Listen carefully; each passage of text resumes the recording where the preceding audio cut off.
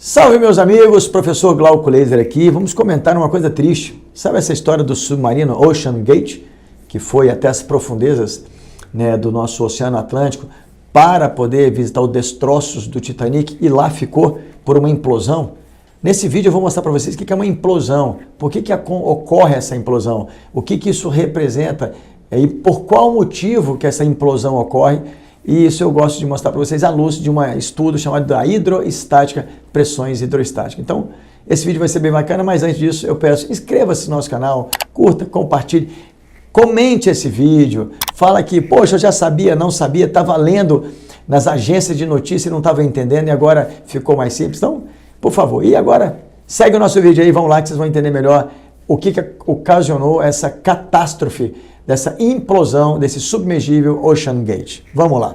Dessa vez a gente vai falar uma coisa muito atual hoje e todos nós acompanhávamos aí a busca por aquele submergível Ocean Gate que levou 5 tripulantes para visitar os destroços do famoso naufrágio do Titanic.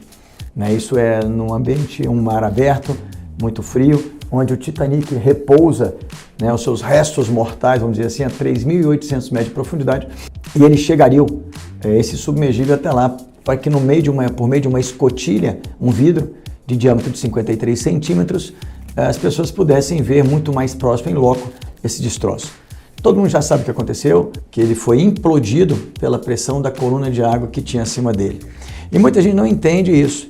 Isso aí é uma matéria da hidroestática, não entra nem na hidrodinâmica, a gente vai falar só como se fosse a água parada, nem com as correntezas, que lá são muito grandes. Mas a implosão ocorre porque a pressão externa vence a pressão interna. E aí ele é amassado. E nós vivemos brigando contra essa pressão. Nós estamos recebendo sempre a pressão atmosférica. Se nós estivéssemos ao nível do mar, Rio de Janeiro ou qualquer cidade litorânea, nós receberíamos uma coluna de ar, ou seja, a quantidade de ar que está sobre a minha cabeça, do nível do mar, até a parte mais afastada da atmosfera, que é, desculpe se eu estiver falando um dado errado aí aos geógrafos, em torno de quase 120 km de altura, em termos de coluna de ar, tá? Essa massa desse ar todo gera um peso sobre o ser humano ao nível do mar, que dá em torno de 1 kg por cada centímetro quadrado da nossa pele, que na verdade é 10 a quinta newtons por metro quadrado, ou 10 a quinta pascais, para quem trabalha com a parte de física. Por meio de cálculos da hidroestática, de pressão hidroestática, DGH, densidade do fluido, gravidade e H, a coluna de fluido acima que nós temos, nós calculamos a pressão hidroestática, que é a pressão devida apenas à coluna de água. E o que é essa pressão? Pressão é força sobre área. Então, se você está a uma certa profundidade, acima de você tem uma coluna de água. Essa coluna de água tem um formato como se fosse cilíndrico. E por meio de cálculo de geometria espacial, você calcula o volume desse cilindro, que é a área da base vezes a altura, e em cima disso, a densidade de um fluido é massa por volume. E se você tem a densidade do mar e tem o volume dessa coluna de água, você calcula dessa forma a massa que está de água acima de você.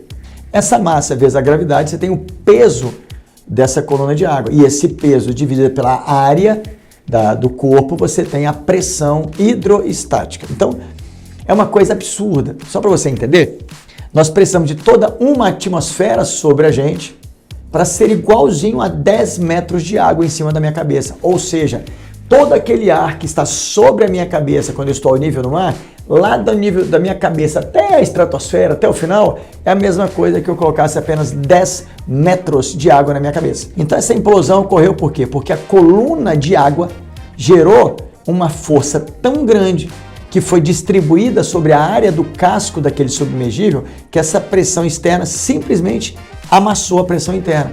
Porque a pressão interna era menor e amassou. Isso chama-se implosão. É de fora para dentro e não explosões que é de dentro para fora.